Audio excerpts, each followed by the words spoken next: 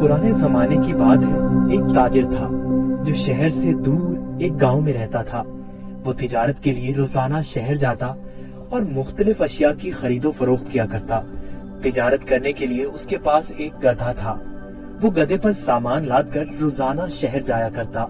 ताजिर अपने गधे की बहुत अच्छे तरीके से देखभाल करता, उसकी खुराक का बहुत ख्याल रखता, उसे वक्त पर चारा डालता और पानी पिलाता, क्योंकि ताजिर को पता था कि उसकी तिजारत के लिए इस गधे की बहुत जरूरत है। गधा बहुत सेहतमंद था। ताजिर बहुत सारा सामान एक साथ गधे पर लाद कर फरोख्त के लिए शहर ले जाता, लेकिन उसका गधा बहुत कामचोर और आलसी था। उसको भागना दौड़ना खाना पीना बहुत पसंद था। आज फिर शहर जाना पड़ेगा। मुझे हमेशा छुट्टियां क्यों नहीं हो जाती? मुझे छुट्टियां बहुत पसंद हैं। मेरे मालिक को तो हमेशा काम की ही पड़ी रहती है, पर मुझे फारिग रहना बहुत पसंद है। मेहनत करना तो बिल्कुल भी मुझे अच्छा नहीं लगता। ताजिर अपने गधे पर सारा सामान लाद कर शहर ले जाता और ताजिर को शहर जाने के लिए एक नदी को पार करना पड़ता था। शहर जाकर वो सारा सामान बेच देता। ताजिर को हर रोज बाजार की मांग के मुताबिक अशिया की तिजारत करनी पड़ती थी। कभी कपास तो कभी नमक, कभी सब्जियां तो कभी फल। ताजिर को पता लगा कि बाजार में नमक की मांग बहुत बढ़ गई है। ठीक है, मैं बहुत जल्द ही नमक लेकर आ जाऊंगा। उसने अपने गधे पर 4 बोरियां नमक की लादी और उसको मालूम हो गया कि 4 बोरियों का वजन काफी ज्यादा है। ओहो, मेरा गधा इतना वजन नहीं उठा सकता। इसका वजन थोड़ा कम करना पड़ेगा, यही ठीक रहेगा। उसने गधे की पीठ से एक बोरी उतार दी, फिर भी गधा आगे जाने के लिए तैयार नहीं था। ताजिर को अपने गधे का तो बहुत ख्याल था, पर उसको अपने गधे का पता था कि वो बहुत कामचोर और आलसी है। उसने एक छड़ी गधे की पीठ पर मारी और उसे बाजार ले जाने की कोशिश करने लगा।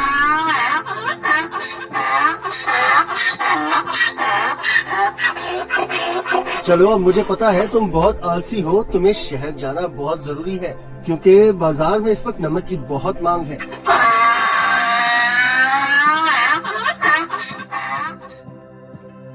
ताजिर ने सारा नमक फरोख्त कर दिया। ओहो, सच में बाजार में नमक की बहुत मांग है। ताजिर ने फिर रोज की तरह शहर में नमक फरोख्त करना शुरू कर दिया। गधे पर कभी 3 तो कभी 4 बोरियां लाद कर बाजार जाना पड़ता था, जिसकी वजह से गधा नाखुश था।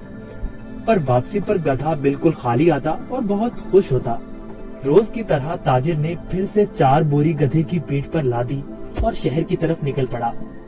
जब वो नदी के पास पहुंचा तो उसे पानी ज्यादा नजर आया। हमें बहुत ध्यान से आहिस्ता आहिस्ता चलना होगा ताकि हम पानी में कहीं गिर न जाएं। जैसे ही उन्होंने आधी नदी पार की, अचानक गधे का पाँव एक बड़े पत्थर से लगा और गधा फिसल गया और पानी में बैठ गया। ओहो, तुमने ये क्या किया? बोरियां तो अभी भी मेरी पीठ पर हैं, लेकिन मुझे इतना वजन महसूस नहीं हो रहा। ये एक जादुई नदी है। गधा इस बात से हैरान था कि नदी में फिसलने की वजह से उन बोरियों का सारा नमक नदी में घुल गया था और बोरियों में से नमक खत्म हो चुका था। इसकी वजह से गधे को वजन महसूस नहीं हो रहा था, क्योंकि बोरियों में नमक बचा ही नहीं था, सब खत्म हो चुका था। ओहो, मेरी सारी मेहनत जाया हो गई। अब मैं शहर जाकर क्या करूँगा? सारा नमक तो बह गया है। शुक्र है खुदा का, मेरा गधा तो सही सलामत है। गधे को कुछ नहीं हुआ। अब शहर जाने का कोई फायदा नहीं, मुझे अब घर जाना चाहिए। वाह, कोई वजन भी नहीं और काम भी नहीं। ये तो कमाल की नदी है। फिर अगले दिन ताजिर ने 4 बोरियां गधे की पीठ पर लाद दी और शहर की तरफ निकल पड़ा।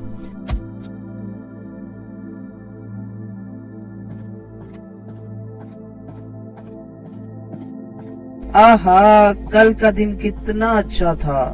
कोई काम भी नहीं करना पड़ा था। आज मुझे फिर काम करना पड़ रहा है। ठीक है, आज फिर से मैं आलसीपन दिखाता हूँ और अपना वजन कम करता हूँ।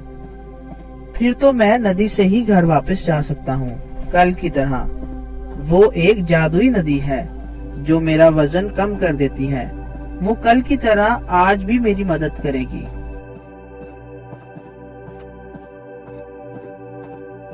ताजिर उस दिन गधे की चालाकी से बिल्कुल बेखबर था। रोज की तरह ताजिर अपने गधे के साथ इस नदी के पास पहुंचा तो गधा ताजिर से पहले ही इस नदी की तरफ जाने लगा। ताजिर ने उसे रोका। रुको रुको। गधा फिर से नदी में फिसल गया जहाँ वो पहली बार फिसला था। ओहो, तुमने क्या किया? काहिल गधे, जल्दी से बाहर आओ। लेकिन बहुत देर हो चुकी थी। बोरियों का सारा नमक नदी में घुल गया। गधे को अब कोई वजन महसूस नहीं हो रहा था। वाह, ये हुई ना बात। कोई वजन भी नहीं और काम भी नहीं। ये दोबारा कैसे? जरा सोचता हूँ, ये जानबूझकर मेरे साथ कहीं चालाकी तो नहीं कर रहा। ओह काहिल गधे, मैंने तुम्हारा इतना ख्याल रखा और तुमने मेरे साथ क्या किया? इसे घर वापस ले जाता हूँ। मुझे पता है, अब देखो मैं तुम्हें कैसे सबक सिखाता हूँ। गधे ने सोचा, मैंने काम चोरी का ये अच्छा तरीका ढूंढा है, पर ताजिर का तो आज कुछ और ही जहन था। अगले रोज ताजिर ने गधे की पीठ पर 6 बोरियां रुई की लाद दी, लेकिन गधे को थोड़ा सा भी वजन महसूस न हुआ। ओहो, इतनी ज्यादा बोरियां? कोई मसला ही नहीं। शहर तक जाना किसने है? इस जादुई नदी तक तो जाना है बस। और वो शहर की तरफ जाने लगे। जब वो नदी के पास पहुँचे तो अचानक से गधा नदी पार करने लगा और उसी जगह पर फिसला जहाँ वो पहले फिसलता था। ताजिर बाहर खड़ा होकर ये सब मंजर देख रहा था। ओहो, ये मेरी पीठ पर इतना वजन कहाँ से आ गया?